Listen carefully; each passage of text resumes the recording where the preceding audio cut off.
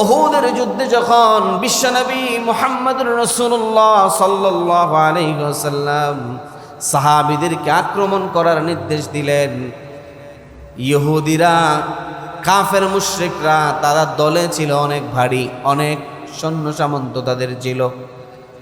কাফেরদের অতর্কিত হামলার কারণে সাহাবায়ে কেরাম ছত্রভঙ্গ হয়ে গিয়েছেন। ছত্রভঙ্গ হয়ে যাওয়ার পর এক পর্যায়ে বিশ্বনবী মুহাম্মদুর রাসূলুল্লাহ সাল্লাল্লাহু আলাইহি ওয়াসাল্লাম নিজেও আক্রান্ত হয়ে পড়েছেন। বিশ্বনবী মুহাম্মদুর রাসূলুল্লাহ সাল্লাল্লাহু আলাইহি ওয়াসাল্লামের চোয়াল মোবারকের গালের মধ্যে দুইটা লোহার কড়া ঢুকে গিয়েছিল। হঠাৎ করে আবু বকর এই বিষয়টা দেখতে পারলেন। আবু বকর দৌড়ে এলেন।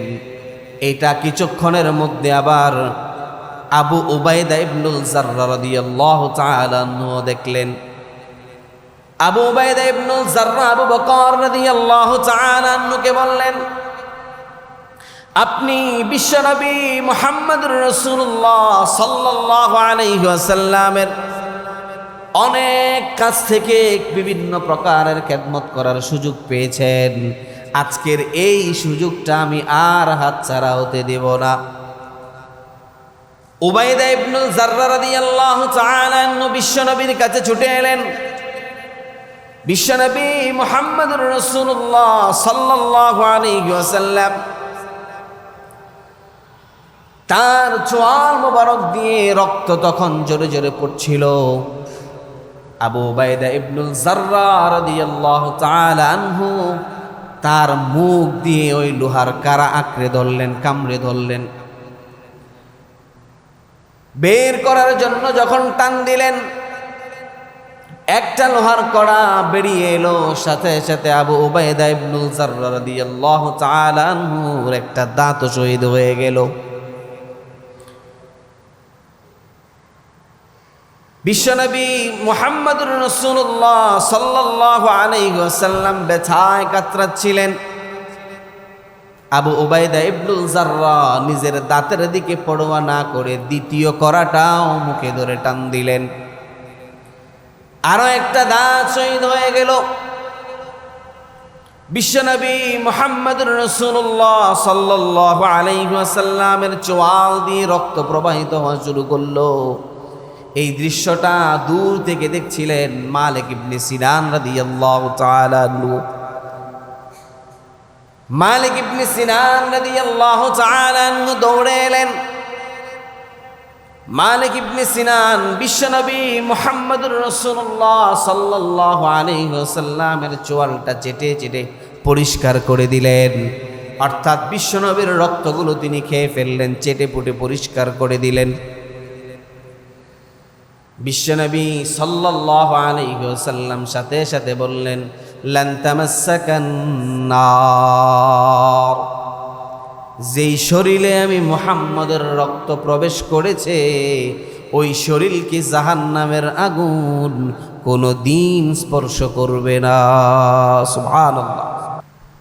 এই জন্য বিশ্বনবী সাল্লাল্লাহু আলাইহি ওয়াসাল্লাম বলেছেন, মান আহাব্বা সুন্নতি ফাকাদ আহাব্বানি ওয়া মান আহাব্বানি কানা মাই ফিল জান্নাহ। যেই ব্যক্তি আমি মুহাম্মদুর রাসূলুল্লাহ সাল্লাল্লাহু আলাইহি ওয়াসাল্লামের একটা সুন্নতকে অনুসরণ করলো, সে যেন স্বয়ং আমি মুহাম্মদুর রাসূলুল্লাহ সাল্লাল্লাহু আলাইহি ওয়াসাল্লামকে মহব্বত করল। আর যে ব্যক্তি আমি মুহাম্মদুর রাসূলুল্লাহ সাল্লাল্লাহু আলাইহি ওয়াসাল্লামকে মহব্বত করল, কাল কিয়ামতের দিন ওই ব্যক্তি কানা মাই ফিল জান্নাহ, জান্নাতে আমার সাথী হবে। সুবহানাল্লাহ। আমাদের মধ্যে এমন একটা লোকও কি খুঁজে পাওয়া যাবে যারা কিয়ামতের দিন পৃথিবীর শ্রেষ্ঠ মানব, যাকে আল্লাহ তাআলা আমাদের জন্য রহমত স্বরূপ প্রেরণ করেছিলেন, ওনার সাথী হবে, এটা চায় না, এরকম একজন লোকও কি পৃথিবীতে খুঁজে পাওয়া যাবে? কিন্তু বুঝে থাকলে বলুন, এমন লোক পৃথিবীতে কম না বেশি যারা আল্লাহর রাসূলের সুন্নতকে অনুসরণ করে না, এই সংখ্যাটা কম না বেশি? জোরে বলেন, সবাই বুঝছেন কথাটা? এই সংখ্যাটা অত্যন্তই বেশি। কিন্তু আমরা সবাই চাই রাসূলের সাথে জান্নাতের সাথী হতে। আল্লাহর রাসূল জানিয়ে দিয়েছেন কিভাবে আমরা আল্লাহর রাসূলের জান্নাতের সাথী হতে পারি। আল্লাহ রাসূল বলছেন, মান আহাব্বা সুন্নতি ফাকাদ আহাব্বানি, যে আমার সুন্নতকে মহাব্বত করলো সে যেন আমাকে মহাব্বত করলো। ওয়ামান আহাব্বানি কানা মাই ফিল জান্নাহ, আর যে আমাকে মহাব্বত করলো সে জান্নাতে আমার সাথী হবে। সুবহানাল্লাহ। এই জন্য বিশ্বনবী সাল্লাল্লাহু আলাইহি ওয়াসাল্লাম আমাদেরকে বিশ্বনবীর সুন্নতকে অনুসরণ করার কথা বলেছেন। আল্লাহ রাব্বুল আলামিন কোরআনে নির্দেশ দিয়েছেন যে তোমরা আমার রাসূলকে মহাব্বত করো। যদি আমার রাসূলকে মহাব্বত করো তাহলে এটা আমাকেই মহাব্বত করার নামান্তর। সুবহানাল্লাহ। তো মহাব্বতটা কেমন হবে জানার দরকার আছে না নাই? আল্লাহ রাব্বুল আলামিন কোরআনুল কারীমে জানিয়ে দিয়েছেন, কুল ইন কানা আবাউকুম ওয়া আবনাউকুম, সূরা তাওবার 24 নম্বর আয়াতে আল্লাহ তাআলা বলেছেন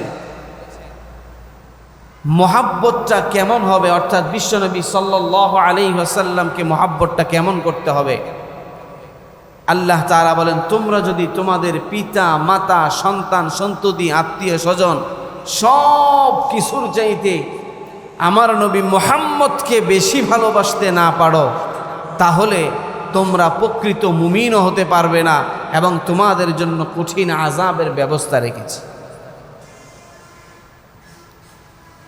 মুসলমান ভাইরা আমার, বিশ্বনবী মুহাম্মদুর রাসূলুল্লাহ সাল্লাল্লাহু আলাইহি ওয়াসাল্লাম চমৎকারভাবে জানিয়ে দিয়েছেন, লা ইউমিনু আহাদুকুম হাত্তা আকুনা হাব্বা ইলাইহি মিন ওয়ালিদিহি ওয়া ওয়ালাদিহি ওয়ান নাসি আজমাইন। যদি তোমরা প্রকৃত মুমিন হতে চাও, প্রকৃত মুমিন হতে হলে সর্বপ্রথম আমাকে এমনভাবে মহাব্বত করতে হবে, তুমি তোমার সন্তানকে যতটুকু মহাব্বত করো, তুমি তোমার মা বাবাকে যতটুকু মহাব্বত করো, তুমি তোমার আত্মীয় স্বজন, তুমি তোমার ধন সম্পদকে যেরকমভাবে মহাব্বত করো, তার চাইতে অধিক মহাব্বত যদি আমি মুহাম্মাদুর রাসূলুল্লাহ সাল্লাল্লাহু আলাইহি ওয়াসাল্লামের জন্য না হয় তাহলে কখনোই তুমি প্রকৃত মুমিন হতে পারো,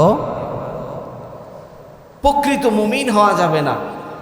আচ্ছা বলেন তো, আজ পর্যন্ত আমরা আমাদের সন্তানদেরকে কেউ যদি একটা গালি দেয় যেই পরিমাণ আঘাত লাগে, আমার নবী বিশ্বনবী সাল্লাল্লাহু আলাইহি ওয়াসাল্লামকে যখন কটূক্তি করে আর গালি দেয় নাস্তিক মুরতাদেরা, তখন কি আমাদের এত পরিমাণ কষ্ট লাগে? অর্থাৎ এটা দ্বারাই অনুমেয় এটা বোঝা যায় যে আমার আপনার ঈমানের অবস্থা কি। বিশ্বনবী স্পষ্ট বলেছেন, লা ইউমিনু আহাদুকুম, তোমাদের কেউ ততক্ষণ পর্যন্ত প্রকৃত মুমিন হতে পারে না যতক্ষণ সে তার সম্পত্তি, তার ব্যবসা বাণিজ্য, তার চাকরি বাকরি, তার সন্তান সন্ততি, তার পিতা মাতা অপেক্ষা আমাকে বেশি মহাব্বত না করবে, ততক্ষণ সে প্রকৃত মুমিন হতে পারবে না। এখনকার জমানায় এক শ্রেণীর লোক আছে যারা নিজেদেরকে আশিকে রাসূল দাবি করে, কিন্তু দেখবেন যখন বিশ্বনবীর শানে গুস্তাকি করা হয় তখন তাদের কোনো ন্যূনতম ভূমিকা থাকে না। চিল্লায় বলেন ঠিক কিনা? তারা নিজেদেরকে আশিকে রাসূল দাবি করে, আশিকে নবী দাবি করে, তারা মিলাদুন নবীকে ঈদে মিলাদুন নবীতে পরিণত করেছে। আমরা যখন বলি যে বিশ্বনবীর মিলাদ 100%, আমরা এটাকে মেনে নেই এবং এটা আলোচনার বিষয়, পালনেরও বিষয়, কিন্তু ঈদে মিলাদুন নবী পালনের বিষয় না। তারা যতগুলো দলিল আমাদের সামনে দাঁড় করায় সবগুলো মিলাদুন নবীর দলিল, এগুলো ঈদে মিলাদুন নবীর দলিল না। বুঝতে হবে, এটা খুব সূক্ষ্ম বিষয়। তারা বিশ্বনবীর মিলাদকে কেন্দ্র করে বিভিন্ন প্রকারের ওরস টোরস এগুলোর ব্যবস্থা করে। আমরা বিশ্বনবীর মিলাদকে অস্বীকার করি না। আচ্ছা বলেন, নবীর জন্মকে যদি কেউ অস্বীকার করে তাহলে সে মুসলমান থাকবে? বলেন, মুসলমান থাকবে? সে মুসলমান থাকার কোনো সুযোগ নাই। অতএব আমরা বিশ্বনবীর মিলাদকে অস্বীকার করি না, কিন্তু তারা 604 হিজরিতে যে ঈদে মিলাদুন নবীর উদযাপন করা শুরু করেছে, এটার সাথে আমরা সকলেই দ্বিমত পোষণ করি। চিল্লায় বলেন ঠিক কিনা? এজন্য মুসলমান ভাইয়েরা আমার, বিশ্বনবী সাল্লাল্লাহু আলাইহি ওয়াসাল্লাম এই আয়াত আর হাদিস দ্বারা আমাদেরকে বুঝিয়েছেন যে সব কিছুর চাইতে মুহাব্বত থাকতে হবে মুহাম্মদুর রাসূলুল্লাহর জন্য। চিল্লায় বলেন ঠিক কিনা?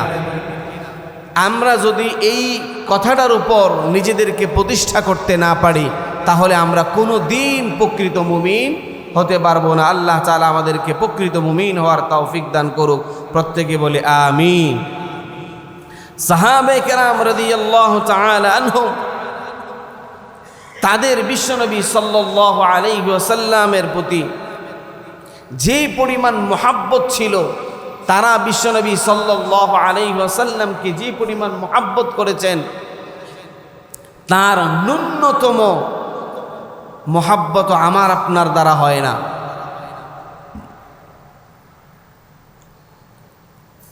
মুসলমান ভাইরা আমার, বিশ্বনবী মুহাম্মদুর রাসূলুল্লাহ সাল্লাল্লাহু আলাইহি ওয়াসাল্লামের সাহাবীদের ব্যাপারে কুরাইশদের একজন কাফের নেতা ছিল, যারা সাহাবে কেরাম রাদিয়াল্লাহু তাআলা আনহুম সম্পর্কে বিভিন্ন বর্ণনা করেছেন। বিশ্বনবী সাল্লাল্লাহু আলাইহি ওয়াসাল্লামের দরবার থেকে উরওয়া ইবনে মাসউদ সাকাফি, যে কাফের মুশরিকদের একজন নেতা ছিল, উরওয়া ইবনে মাসউদ সাকাফি বিশ্বনবী সাল্লাল্লাহু আলাইহি ওয়াসাল্লামের দরবারে এসে সাহাবে কেরামের যে নবী প্রতি ভালোবাসা দেখেছেন, এটা কুরাইশদের নিকট এমনভাবে বর্ণনা করেছেন। কুরাইশদের নিকট গিয়ে তিনি বললেন, হে আমার কুরাইশ ভাই সকল, আমি পৃথিবীর অনেক বড় বড় রাজ দরবারে ভ্রমণ করেছি। রোম বাদশাহ, পারস্য বাদশাহ এবং আবিসিনিয়ার বাদশাহ, সকল বড় বড় রাজ দরবারে আমি ভ্রমণ করার সুযোগ আমার হয়েছে। কিন্তু মুহাম্মদের দরবার এমন এক দরবার যেটার দৃশ্য গোটা পৃথিবীর কোনো রাজ দরবারের সাথে মিলে না। উরওয়া ইবনে সাকাফি বর্ণনা করেন, একবার আমি মুহাম্মদুর রাসূলুল্লাহ সাল্লাল্লাহু আলাইহি ওয়াসাল্লামের দরবারে গেলাম। বিশ্বনবী মুহাম্মদুর রাসূলুল্লাহ সাল্লাল্লাহু আলাইহি ওয়াসাল্লাম থুতু ফেলতে দেরি হয়, তার সাহাবীরা তার থুতু সংগ্রহ করে তাদের গায়ে মাখতে দেরি করে না। সুবহানাল্লাহ। মুহাম্মদুর রাসূলুল্লাহ সাল্লাল্লাহু আলাইহি ওয়াসাল্লাম ওযু করার পর তার ব্যবহৃত পানিটা নেওয়ার জন্য সাহাবে কেরাম এমনভাবে প্রতিযোগিতা করে, দেখলে মনে হবে তাদের মধ্যে মনে হয় ঝগড়া বেঁধে গিয়েছে। সাহাবে কেরাম রাদিয়াল্লাহু তাআলা আনহুম এমনভাবে বিশ্বনবী মুহাম্মদুর রাসূলুল্লাহ সাল্লাল্লাহু আলাইহি ওয়াসাল্লামকে মুহাব্বত করতেন। বিশ্বনবী সাল্লাল্লাহু আলাইহি ওয়াসাল্লামের শরীরে একবার শিঙ্গা লাগানো হলো। বর্তমানে যেটাকে আমরা হিজামা বলে চিনি, এটা বিশ্বনবীর সুন্নত একটা চিকিৎসা পদ্ধতি। বিশ্বনবীর শরীরে শিঙ্গা লাগানো হলো।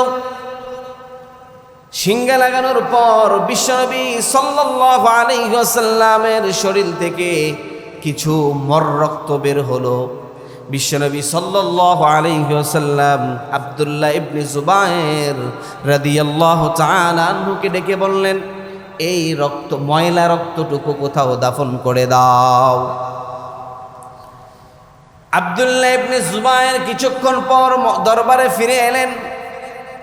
বিশ্বনবী সাল্লাল্লাহু আলাইহি ওয়াসাল্লাম আব্দুল্লাহ ইবনে জুবায়ের রাদিয়াল্লাহু তাআলা আনহুকে জিজ্ঞেস করলেন, তোমাকে যে রক্ত দিয়েছিলাম এই রক্ত তুমি কি করেছ? ওই সাহাবী বললেন, ইয়া রাসূলুল্লাহ, আপনার দেওয়া রক্ত আমি আমার শরীরে মেখে নিয়েছি। বিশ্বনবী সাল্লাল্লাহু আলাইহি ওয়াসাল্লাম বললেন, লান তামাসসাকান নার, যেই শরীরে আমি মুহাম্মদুর রাসূলুল্লাহ সাল্লাল্লাহু আলাইহি ওয়াসাল্লামের রক্ত প্রবেশ করেছে, কসম করে বলি আল্লাহর জাহান্নামের আগুন ওই শরীর স্পর্শ করবে না।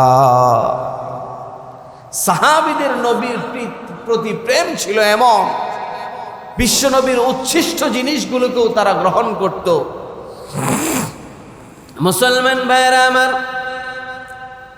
উহুদের যুদ্ধের ঘটনা। উহুদের যুদ্ধে যখন বিশ্বনবী মুহাম্মদুর রাসূলুল্লাহ সাল্লাল্লাহু আলাইহি ওয়াসাল্লাম সাহাবীদেরকে আক্রমণ করার নির্দেশ দিলেন, ইহুদিরা, কাফের মুশরিকরা তারা দলে ছিল অনেক ভারী, অনেক সৈন্য সামন্ত তাদের ছিল। কাফেরদের অতর্কিত হামলার কারণে সাহাবায়ে কেরাম ছত্রভঙ্গ হয়ে গিয়েছেন।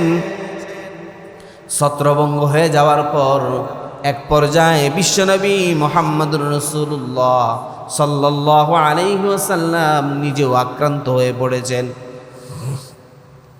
বিশ্বনবী মুহাম্মদুর রাসূলুল্লাহ সাল্লাল্লাহু আলাইহি ওয়াসাল্লামের চোয়াল মোবারকের গালের মধ্যে দুইটা লোহার কড়া ঢুকে গিয়েছিল। হঠাৎ করে আবু বকর এই বিষয়টা দেখতে পারলেন। আবু বকর দৌড়ে এলেন। এটা কিছুক্ষণের মধ্যে আবার আবু উবাইদা ইবনুল জাররা রাদিয়াল্লাহু তাআলা আনহু দেখলেন।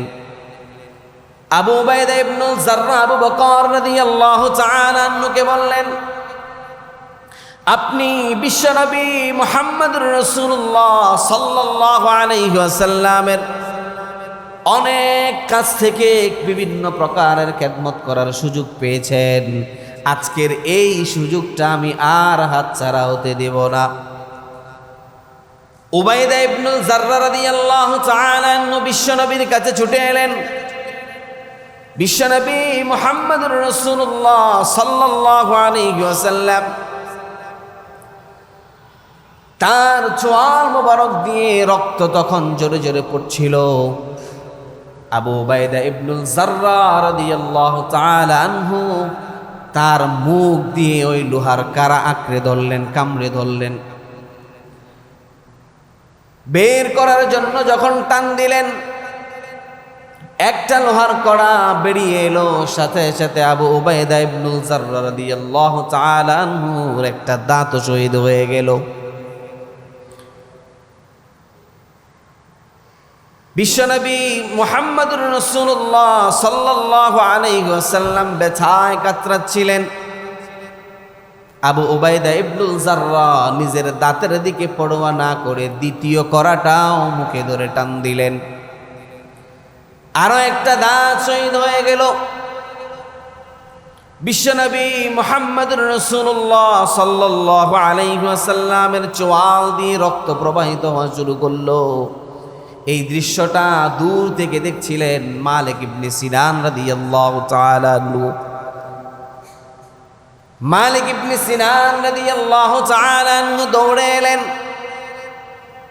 মালিক ইবনে সিনান বিশ্বনবী মুহাম্মদুর রাসূলুল্লাহ সাল্লাল্লাহু আলাইহি ওয়াসাল্লামের চোয়ালটা চেটে চেটে পরিষ্কার করে দিলেন। অর্থাৎ বিশ্বনবীর রক্তগুলো তিনি খেয়ে ফেললেন, চেটে পুটে পরিষ্কার করে দিলেন।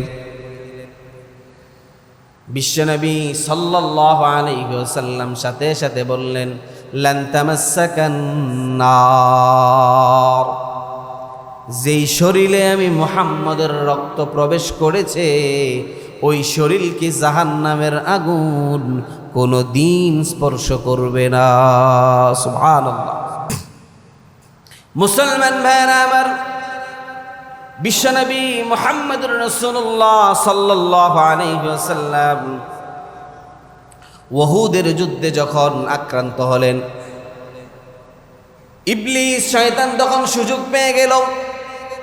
ইবলিস গোটা মানুষের মাঝে এই কথা প্রচার করে দিল, মুহাম্মাদের ইন্তেকাল হয়ে গিয়েছে। এই কথা শোনার পর মদিনার অনেক মহিলারাও রাস্তায় বের হয়ে এসেছিল। একজন মহিলা সাহাবী বিশ্বনবী সাল্লাল্লাহু আলাইহি ওয়াসাল্লামের প্রতি তার মহব্বত কেমন, ওই মহিলা সাহাবী দৌড়ে গিয়ে মানুষদেরকে জিজ্ঞেস করলেন বিশ্বনবীর কি অবস্থা। লোকেরা বলল তোমার পিতা ইন্তেকাল হয়ে গেছে। ওই মহিলা ইন্না লিল্লাহ পড়ে সামনের দিকে দৌড়াতে লাগলেন। আবার কিছুক্ষণ গিয়ে জিজ্ঞেস করলেন বিশ্বনবীর অবস্থা কি। লোকেরা তাকে উত্তর দিল তোমার স্বামীর ইন্তেকাল হয়ে গেছে। ওই সাহাবী কোনো ভ্রুক্ষেপ করলেন না, আবারও জানতে চাইলেন বিশ্বনবীর অবস্থা কি। আবার লোকেরা বলল তোমার সন্তান ইন্তেকাল হয়ে গেছে। ওই মহিলা কোনো কথা বললেন না, সামনের দিকে অগ্রসর হলেন। প্রতিমধ্যে আবার কিছু লোকজনকে দেখে জিজ্ঞেস করলো বিশ্বনবী মুহাম্মদুর রাসূলুল্লাহ সাল্লাল্লাহু আলাইহি ওয়াসাল্লামের অবস্থা কি। ওই মহিলাকে উত্তর দেওয়া হলো তোমার ভাই শহীদ হয়ে গিয়েছেন। এই কথা বলার পর ওই মহিলা তার উপরেও কোনো ভ্রুক্ষেপ করেন নাই। একে একে বাবা, স্বামী, ভাই, সন্তানের মৃত্যুর খবর শোনার পর ওই মহিলা বিন্দু পরিমাণ বিচলিত হলেন না। পাশ থেকে একজন সাহাবী বিশ্বনবী সাল্লাল্লাহু আলাইহি ওয়াসাল্লামকে দেখিয়ে বলল ওই যে মুহাম্মদুর রাসূলুল্লাহ সাল্লাল্লাহু আলাইহি ওয়াসাল্লাম। ওই মহিলা দৌড়ে গিয়ে বিশ্বনবী সাল্লাল্লাহু আলাইহি ওয়াসাল্লামকে যখন দেখলেন, ওই মহিলার জবান থেকে বের হয়ে আসলো কুল্লু মুসিবাতিন বাদাকা জালাল।